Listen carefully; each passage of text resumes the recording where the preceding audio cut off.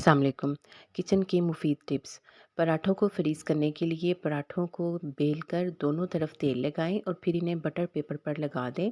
फिर इसके ऊपर दूसरा पराठा रखकर बटर पेपर लगाएं और फ्रीज़ कर लें। मसूर की दाल पकाते हुए अगर इसमें घी या हल्दी शुरू में ही डाल दें तो दाल जल्दी गल जाएगी। पालक उबालते वक्त अगर इसमें एक चुटकी मीठा सोडा डाल दें तो इससे पालक के जायके और रंगत में कोई फ़र्क नहीं आता। वीडियो को एंड तक पूरा देखिएगा। सर्दी के मौसम में मोटी मलाई वाला दही जमाना हो और दही की जाग भी मौजूद ना हो तो दही जमाने के लिए हस्बे ज़रूरत दूध लें और इसको अच्छी तरह से उबाल लें यहाँ तक कि मलाई इसके ऊपरी हिस्से पर आ जाए। अब इस मलाई के ऊपर 3 से 4 हरी मिर्चें या सुर्ख मिर्चें डंडी समेत डाल दें और थोड़ी देर के लिए पका लें। पकाने के बाद दूध को ठंडा होने दें और फिर इसे जमा लें। मोटी मलाई वाला दही तैयार होगा इंशाल्लाह ताला। शोरबे वाले सालन का नमक कम करना हो तो इसमें गूंदे हुए आटे का एक पेड़ा बनाकर सालन में डाल दें। ये पेड़ा तमाम नमकियात को जज़्ब कर लेगा और खाने में नमक मुनासिब हो जाएगा। बीफ या मटन जल्दी गलाना हो तो इन्हें पहले सिरका में या फिर पाइनएप्पल के जूस में या टमाटर के पेस्ट में मैरिनेट कर ले तो ये जल्दी गल जाएगा।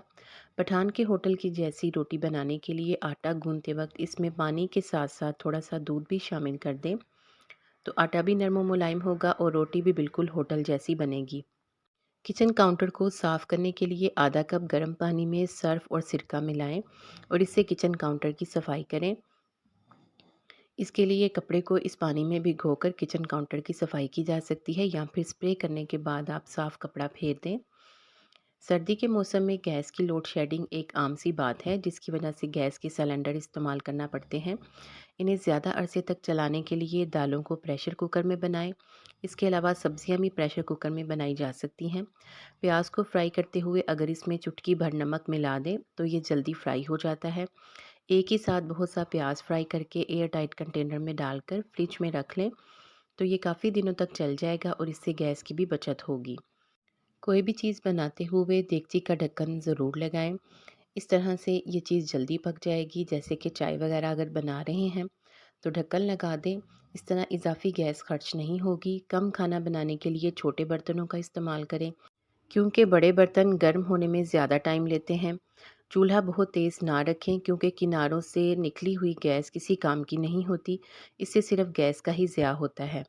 रोटियां पकाने से पहले तमाम पेड़े बनाकर रख लें और हो सके तो रोटियों को बेल कर भी रख लें ताकि इन्हें सिर्फ बारी बारी सेकते जाएं। इससे गैस की भी काफ़ी बचत होगी। अगर कोई चीज़ फ्रिज में से निकाल कर गर्म करनी हो तो इसे फ़ौरन ही चूल्हे पर ना रखें बल्कि फ्रिज में से निकाल कर 10 से 15 मिनट बाहर रहने दें ताकि ये नॉर्मल टेम्परेचर पर आ जाए। इससे भी गैस की बचत होगी। आलूओं को उबालना हो तो इनको छील कर छोटे छोटे टुकड़ों में काट कर उबालें। इसके अलावा इन्हें उबालते हुए थोड़ी सी हल्दी भी पानी में शामिल कर दें तो आलू जल्दी उबल जाते हैं।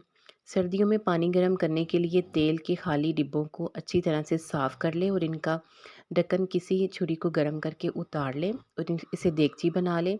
इसमें पानी गर्म करें क्योंकि इनके निचले हिस्से काफ़ी पतले होते हैं जिसकी वजह से पानी जल्दी गर्म हो जाता है। आलू या फिर अंडे वगैरह उबालने हों तो इसी देगची का इस्तेमाल करें। घर पर बलाई से देसी घी निकालना काफ़ी थका देने वाला काम होता है और इसके लिए काफ़ी बर्तन इस्तेमाल करने पड़ते हैं। इसे आसान बनाने की एक टिप ये है कि दूध की बलाई को इकट्ठे करते जाएं और इसे फ्रीज़ करें।